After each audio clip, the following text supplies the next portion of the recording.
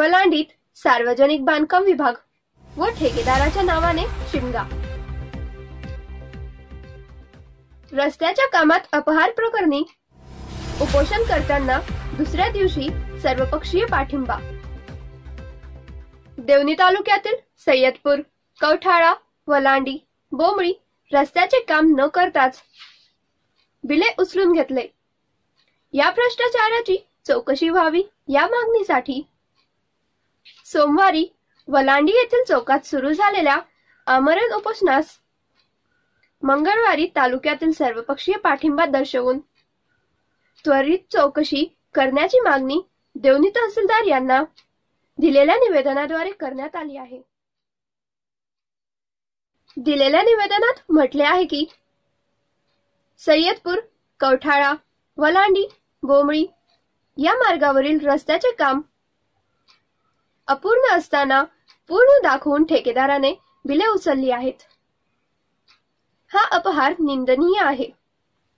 या प्रकरणाच्या चौकशीसाठी मलबा घोंसे, लक्ष्मण बिरादार, बालाजी बिरादार, हनुमंत भोसले हे आमरण उपोषणास वलांडीच्या चौकात बसले आहेत।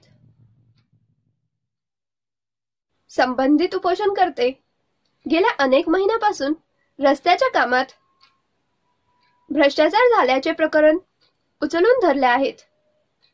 मात्र दबाव तंत्रापुढे त्यांना दाद मिळत नसल्याने अखेर वलांडी येथे रस्त्यावरच त्यांनी उपोषण सुरू केले आहे।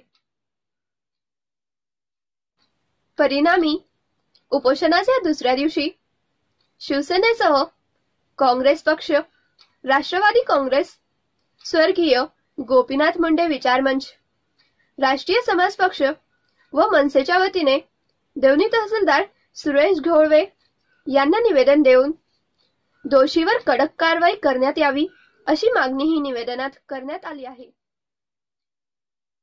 निवेदनावर शिवसेनेचे अभय साळुंके, काँग्रेसचे अमित मानकरी, अजित बेळकुणे, अकबर सय्यद, युसुफ बुदलेघर, राष्ट्रवादी काँग्रेसचे अरुण पाटील, अंकुश गायकवाड, स्वर्गीय गोपीनाथ मुंडे विचार मंचचे अशोक लुल्ले, राष्ट्रीय समाज पक्षाचे ज्ञानोबा कवठाळे, बालाजी वळसांगवीकर, महेश भंडारे, संजीव बिरादार, सुनील हुडे, लखन जीवने आदींच्या स्वाक्षऱ्या आहेत। आचारसंहितेत उपोषणाला बसता येणार नाही। दरम्यान सर्वपक्षीय निवेदनकर्त्यांचे म्हणणे न ऐकताच तहसीलदार देवणी सुरेश घोळवे यांनी होऊ घातलेल्या लोकसभा निवडणुकीच्या पार्श्वभूमीवर आदर्श आचारसंहिता व कलम 144 लागू असल्याने उपोषणाला बसता येणार नसल्याचे सांगितले। तर पोलीस निरीक्षक CS कामठेवाड यांनी उपोषणकर्त्यांना भेट देऊन चर्चा व सूचना केल्या।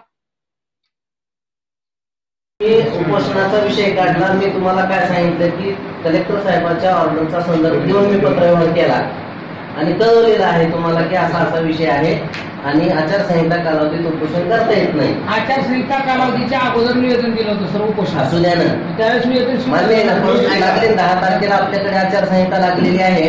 निवेदन दिलं म्हणजे आचारसंहिता कालावधीत उपोषण करू असं उपोषण तारीख दिली होती त्याची। आपण आपल्या देशाची राज्यघटना, भारत निवडणूक आयोग या सगळ्यांचा सन्मान करणं आपलं सगळ्यांचं कर्तव्य। आमचा संबंध एवढ्या सगळ्या रामायणामध्ये उद्देश तुम्ही त्याच संबंधित खात्याला फॉरवर्ड करावं एवढाच आहे। आणि आता ते चालेल म्हणल्यावर मग पुढे काही विषय आमची शंका कोणती शिल्लक राहिली एवढ्यासाठी जेवढा 8 तास होता एवढं बोलणं। देवणी तालुक्यासह लातूर जिल्ह्यातील चालू घडामोडीच्या बातम्या पाहण्यासाठी वास्तव लाईव्ह चॅनल सबस्क्राईब करा आणि दररोज पहा वास्तव लाईव्ह चॅनलवरील बातम्या। धन्यवाद।